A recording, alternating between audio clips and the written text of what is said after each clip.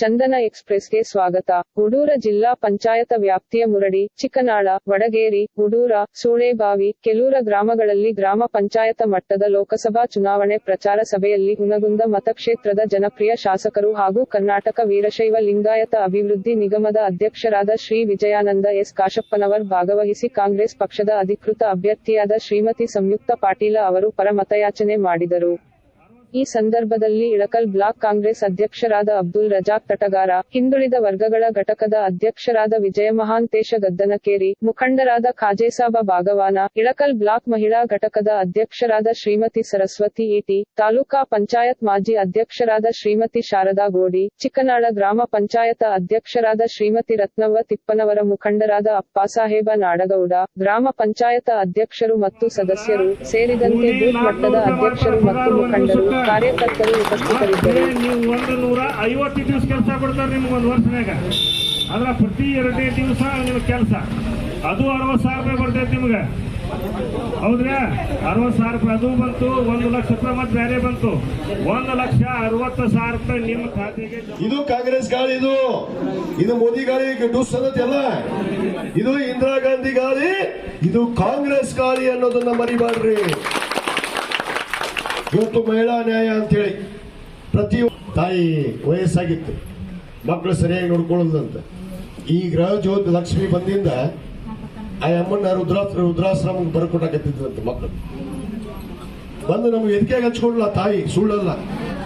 ಎಷ್ಟೋ ಮಂದಿ ಇಂಥ ತಾಯಂದ್ರು ಮನೆಯಾಗ ಮಕ್ಕಳು ನೋಡ್ಕೊಳ್ಳೋದಕ್ಕೆ ಇವತ್ತು ಈ ಯೋಜನೆ ಅವ್ರಿಗೆ ಇವತ್ತು ಎಷ್ಟೋ ಶಕ್ತಿಯನ್ನು ತುಂಬಿದೆ, ಧೈರ್ಯವನ್ನು ತುಂಬಿದೆ. ಆ ಅಮ್ಮ ಹೇಳಿದ್ಲು, ನನಗೆ ರುದ್ರಾಶ್ರಮದಾಗ ಬಿಟ್ಟು ಬರ್ತೀನಿ ಅಂತ ಹೇಳಿದ್ರು ನನ್ನ ಮಕ್ಕಳು. ನಾನು ಇನ್ನೇನು ಮಾಡ್ಲಪ್ಪ, ಸಾಯೋದು ಒಂದು ಗತಿ ಅಂದಾಗ ನೀವು 2,000 ರೂಪಾಯಿ ಕೊಟ್ಟ ಮೇಲೆ ನಿಜವಾಗ್ಲೂ ಇವತ್ತು ನಾನು ಧೈರ್ಯ ಬಂದೈತಿ, ಜೀವ ನಡೆಸ್ಕೊಂಡು ಹೋಗ್ತೀನಿ ಅಂತ ಹೇಳಿದ್ದಾರೆ. ಎಷ್ಟೋ ಮಂದಿ ಹೆಣ್ಮಕ್ಳು ಪಾಪ ವಯಸ್ಸಾದವರು, ಇವರು ಅವ್ರು ದುಡಿಯೋಕ್ಕಾಗಲಾರ್ದವರು, ಮತ್ತೆ ಹೆಂಗ್ ನಡೆಸ್ಬೇಕು ಮನಿ? ಇವತ್ತು ತುಟ್ಟಿ ಕಾಲ ಎಷ್ಟೈತ್ರಿ?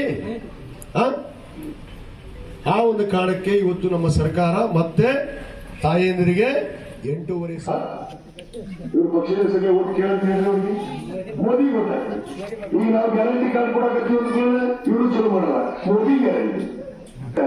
ಇವತ್ತು ಈ ದೇಶದಲ್ಲಿ ಬದಲಾವಣೆ ಗಾಳಿ ಬೀಸಿದೆ. ಇವತ್ತು ಈ ದೇಶದಲ್ಲಿ ಜನರು ಬೇಸತ್ತು ಬಿಟ್ರ. ಯಾಕಂದ್ರೆ ಯಾವುದೇ ವರ್ಗದ ಜನರಿಗೆ ಯಾವುದೇ ಅಭಿವೃದ್ಧಿ ಕೆಲಸ ಇಲ್ಲ. ಮಾತಾಡಿದ್ರು ನೋಡ್ರಿ, ನೀನೇ ಮೋದಿ ನಾಯಕರು ಓದಿಸಿ ಕಾರ್ಯಕ್ರಮ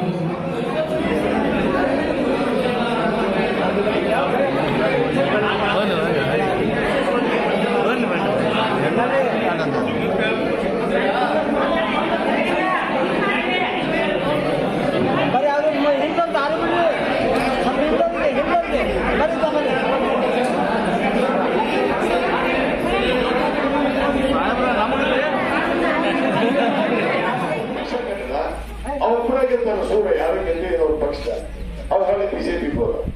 ಇವತ್ತು ಅರ್ಥ ಮಾಡಿಕೊಂಡು ಯಾವ ಪಕ್ಷ ಇವತ್ತು ಈ ದೇಶದಲ್ಲಿ ಜನರ ಸಮೃದ್ಧಿಗೆ, ಜನರ ಸುರಕ್ಷತೆಗೆ, ದೇಶದ ಏಕತೆಗೆ, ಭಾವೈಕ್ಯತೆಗೆ ನಿಂತ ಪಕ್ಷ ಅಂದ್ರೆ ಅದು ಕಾಂಗ್ರೆಸ್ ಪಕ್ಷ ಒಂದೇ ಅನ್ನೋದನ್ನು ನಾವು ಇವತ್ತು ಎಷ್ಟು ಯೋಜನೆ ಇವತ್ತು ಕೇಂದ್ರ ಸರ್ಕಾರ ಬಂದವಪ್ಪ, ಯಾರ ಪರವಾಗಿ ಒಂದು ಯೋಜನೆ ತೋರಿಸ್ರಿ, ಒಂದು ಯೋಜನೆ ತೋರಿಸ್ರಿ. ನರೇಂದ್ರ ಮೋದಿ ಅವರು ಕೊಟ್ಟಿದ್ದ ಯೋಜನೆಗಳು ಇವತ್ತು ಯಾವುದೇ ಅಭಿವೃದ್ಧಿ ಕೆಲಸಗಳಿಲ್ಲ. ಸನ್ಮಾನ್ಯ ಜವಾಹರ್ಲಾಲ್ ನೆಹರು ಅವರು ಏನ್ ಮಾಡಿದ್ರು? ಈ ದೇಶದಲ್ಲಿ ಶಿಕ್ಷಣ ಕ್ರಾಂತಿಯನ್ನ ಪ್ರಾರಂಭ ಮಾಡಿದ್ರು, ಶಾಲೆಗಳನ್ನ ಕಟ್ಟಿದ್ರು, ಎಲ್ಲರಿಗೂ ವಿದ್ಯಾವನ್ನು ಕೊಟ್ಟರು. ಇವತ್ತು ನಾವೆಲ್ಲ ಇಷ್ಟು ಸುಸಜ್ಜಿತವಾಗಿ ಸಂಸ್ಕೃತರಾಗಿ ಬಾಳೆ ಮಾಡೋದಕ್ಕೆ ಯಾರ ಕಾರಣ? ಅದು ಸನ್ಮಾನ್ಯ ಜವಾಹರ್ಲಾಲ್ ನೆಹರು ಅವರನ್ನು ಮಾತನ್ನು ಇವತ್ತು ನಾವು ಕೈ ಎತ್ತೀವಿ. ಆ ಕುಟುಂಬ ರಾಜಕೀಯ ನಿರ್ಮೂಲ ಮಾಡ್ತೀನಿ ಅಂತ ಹೇಳ್ತಾರೆ. ಅವ್ರ ಬಾಜುಕ ಬಿಜೆಪಿ ಪಕ್ಷದ ರಾಜ್ಯಾಧ್ಯಕ್ಷ ಅವ್ರ ಮಗ. ಇದು ಒಂದು ಸ್ಥಿತಿ. ಅರ್ಧಕ್ಕರ್ಧ ನಮ್ಮ ಯೂನಿಯನ್ ಕ್ಯಾಬಿನೆಟ್ ಮಿನಿಸ್ಟರ್ಗಳು ಅವರೆಲ್ಲ ಕುಟುಂಬ ರಾಜಕೀಯ ಹಿನ್ನೆಲೆಯಿಂದ ಬಂದಿರ್ತಕ್ಕಂಥವ್ರು. ಹಂಗಂತ ಹೇಳಿ ನಾವು ಅವ್ರಿಗೆ ಬೈಲಿಕ್ಕತ್ತಿಲ್ಲ.